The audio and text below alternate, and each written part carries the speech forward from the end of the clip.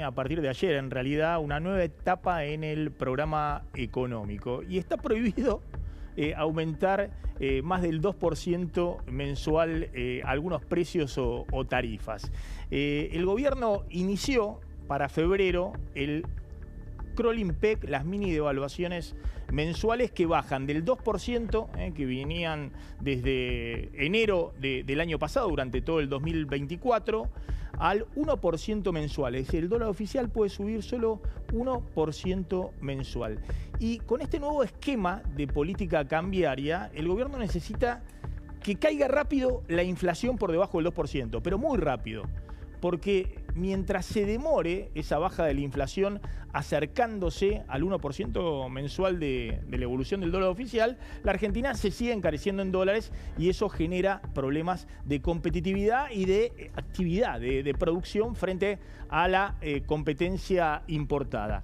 Por eso, el gobierno, y ahora van a ver lo que sucedió en el día de hoy, necesita alinear a la regla esta de todo aumenta menos del 2%, tarifas públicas, combustibles y también salarios, es decir, los precios o las tarifas en las cuales el gobierno puede influir tienen que ir con una pauta por debajo del 2%. El gobierno ha transmitido que en las paritarias quieren que se negocien hacia adelante los salarios con 1% mensual, proyectando la inflación futura y no lo que ha ocurrido en el pasado. Y en el caso de combustibles, venimos contando, no ha habido una actualización del impuesto a los combustibles, que viene muy rezagado de la época de Alberto Fernández y Massa, y que el gobierno prefiere ahí resignar recaudación, pero que los combustibles no aumenten más del 2%. De hecho, en febrero van a aumentar 2%. Si se hubiese aumentado el impuesto, actualizado en realidad el impuesto, hubiesen aumentado más. Las tarifas públicas, fíjense lo que pasó en el día de hoy. El gobierno había anunciado inicialmente que la tarifa de luz en el AMBA, las dos principales distribuidoras, iban a aumentar 1,5% para todos los usuarios. Y sin embargo, hoy nos enteramos, salió en el boletín oficial una resolución de la ENRE, del organismo de regulación de la electricidad. Esto estaba hoy en el boletín oficial, que para los consumos más altos, ingresos altos N1, el aumento en febrero iba a ser del 2,1%, que para los ingresos medios, el llamado N3, como viene en la factura, iba a ser del 8,4% el aumento de las tarifas de luz, y que para los ingresos bajos, el N2, iba a ser del 12,3% el aumento de la tarifa de luz en febrero. Bueno, esto generó hoy un sismo en el gobierno que apenas se publicó en los principales portales, rápidamente salió a decir que había habido un error en la comunicación, en el boletín oficial, en lo que transmitió el ente regulador, el ENRE, y que el aumento va a ser de las tarifas de luz del 1,5% para todos los usuarios en febrero. Lo que les decía, prohibido aumentar, nada que el gobierno pueda regular, por arriba del 2%. Esteban Lafuente, ¿qué pasó con esto que fue sorprendente? El boletín oficial decía aumentos de hasta el 12%, sobre todo para los ingresos más bajos, porque hablaba de la quita de subsidios para todos estos segmentos, y los que más subsidios tienen son los segmentos más bajos. Y después salió rápidamente el gobierno a decir que había un error, que no va a haber ese aumento de tarifas de luz, que va a ser solo 1,5%. Así es, Maxi, porque lo llamativo no fue que fueron trascendidos o estimaciones de consultoras privadas a partir de números, sino que fue una resolución del ENRE que salió en el boletín oficial, como vos decías, y que después fue planteado como un error. El argumento oficial fue que en realidad estos porcentajes que vos estás comentando tienen que ver con la quita de subsidios que se va a aplicar durante todo el año, no solamente concentrada en este mes. Lo llamativo en el sector también se planteaba es, nadie de la Secretaría de Energía, en el gobierno, en el Ministerio de Economía, vio esta resolución antes de que se publicara hoy.